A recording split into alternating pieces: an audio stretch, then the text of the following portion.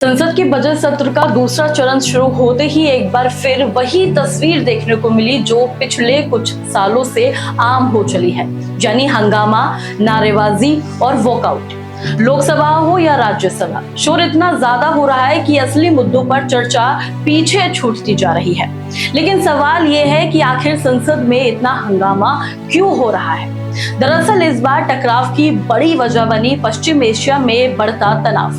विपक्ष का कहना था कि अमेरिका और ईरान के बीच बढ़ते टकराव की स्थिति का भारत पर क्या असर पड़ सकता है, इस पर संसद में चर्चा होनी चाहिए। पश्चिम एशिया भारत के लिए बहुत महत्वपूर्ण क्षेत्र है। भारत अपनी जरूरत का बड़ा हिस्सा कच्चा तेल इसी इलाके से आयात करता है।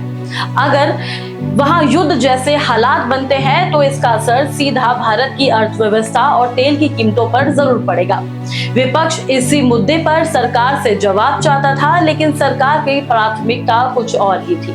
सरकार का कहना था कि पहले लोकसभा स्पीकर ओम बिरला के खिलाफ लाए गए अविश्वास प्रस्ताव पर चर्चा होनी चाहिए, यानी संसद में एजेंडा क्या हो, इस बात को लेकर ही सरकार और विपक्ष आमने सामने हो गए। नतीजा ये रहा कि बहस कम और टकराव ज्यादा देखने को मिला। अब इसी बीच संसद के बाद राजनीतिक हलचल तेज हो गई। बजट सत्र के दूसरे चरण की शुरुआत से पहले इंडी अलायंस के नेताओं की एक अहम बैठक हुई थी। उस बैठक में मल्लिकार्जुन खड़गे, राहुल गांधी समेत कई बड़े नेता शामिल रहे थे। आगे की रणनीति पर चर्चा की गई थी। वहीं संसद परिसर में विरोध प्रदर्शन देखने को मिला।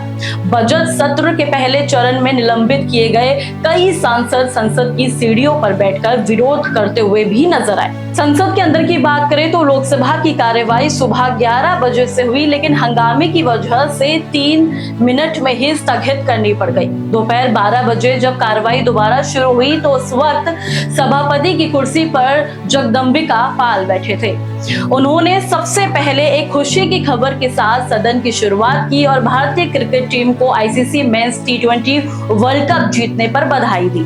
भारत ने फाइनल मुकाबले में न्यूजीलैंड नेशनल क्रिकेट टीम को हराकर तीसरी बार ये खिताब अपने नाम किया।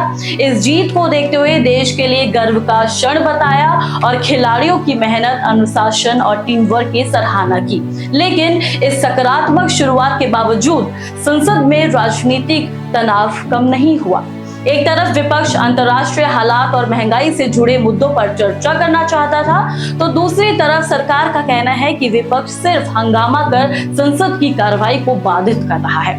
ऐसे में सबसे बड़ा सवाल यही रहा कि क्या संसद में गंभीर मुद्दों पर बहस हो पाएगी या फिर बजट सत्र का यह चरण भी राजनीतिक टकराव की बलि चढ़ेगा, क्योंकि संसद सिर्फ राजनीतिक का मंच नहीं बल्कि जनता के सवालों और देश के भविष्य से जुड़े फैसलों की सबसे बड़ी नींव है। अब देखना होगा कि क्या आने वाले दिनों में संसद की कार्यवाही सुचारू रूप से चलती है या फिर हंगामे की ये तस्वीर आगे भी जारी रहेगी।